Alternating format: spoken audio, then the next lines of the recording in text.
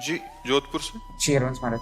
श्री हरिवंश महाराज जी मैं पूछना चाहता हूँ कि संपूर्ण ब्रह्मांड में ईश्वर एक ही है, हम अलग अलग रूपों में उनकी पूजा होती है। महाराज जी हमारे मन में विचार आता है कि हम किस भगवान की पूजा करें। जैसे सावन में शिव भगवान की कर ली, नवरात्रे में दुर्गा जी की, जन्माष्टमी में कृष्ण जी की, जिससे हमारा महाराज जी मन भटकता रहता है कि मैं कहाँ जाऊँ, मतलब इसका मार्ग आगे का सही मार्ग क्या होगा। प्रारंभिक आराधना तो सबकी ऐसी ही रहती है।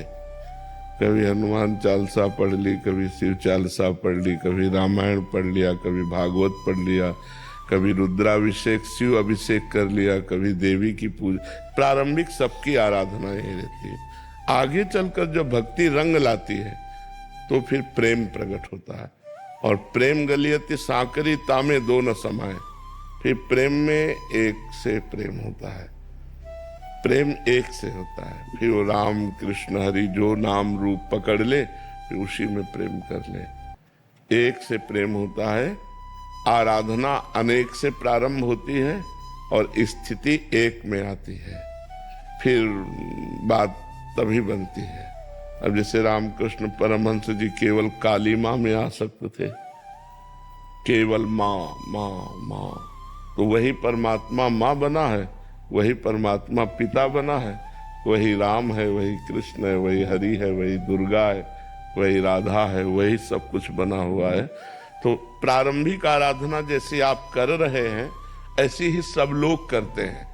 आगे चलकर जब आराधना का रंग आता है तब फिर वो एक हो जाता है, फिर एक परमात्मा में प्रेम हो जाता है। तो अभी जब तक प्रेम का प्रादुर्भाव न हो तब तक सबको ऐसी आराधना करनी चाहिए। गणेश चतुर्थी को गणेश जी की पूजा, नौ दुर्गों में देवी जी की पूजा, तो जो जैसे अपने सनातन धर्म में आ रहा है होता हुआ सबको ही ऐसा करता है, करना चाहिए।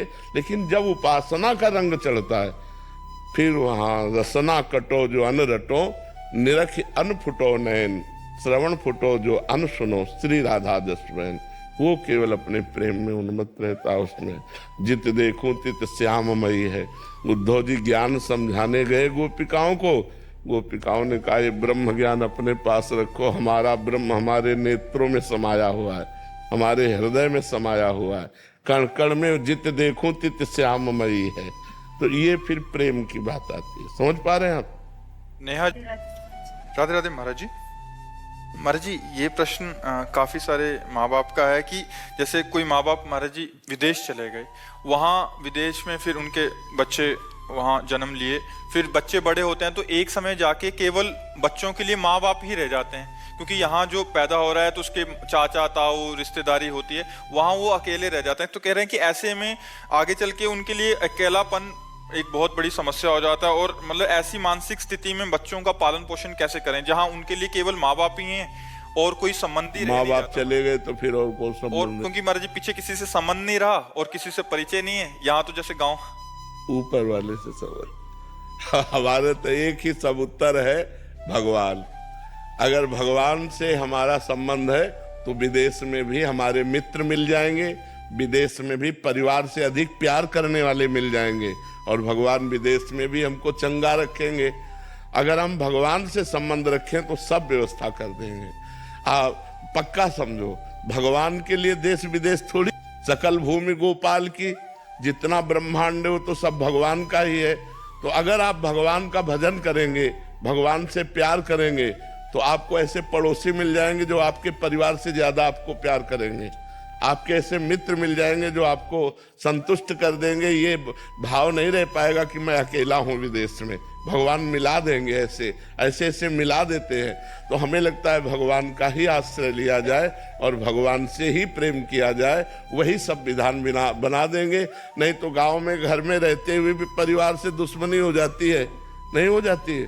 तो अब उस बात को कैसे, मान लो वो विदेश में तो अकेले हैं अपने देश से, लेकिन अपने घर के ही सगे भाई भाई में बैर हो जाता है, वो उसको देखना भी पसंद नहीं करता, तो उसका हित क्या करेगा? तो जहां भगवान नहीं, भगवान की भक्ति नहीं, भगवान का प्रेम नहीं, वहां शांति कहीं नहीं है। इसलिए भगवान से जुड़ो, भगवान से प्रेम करो, तो विदेश में भी ऐसे मिला देंगे जो परिवार से अधिक प्यार करने वाले हों।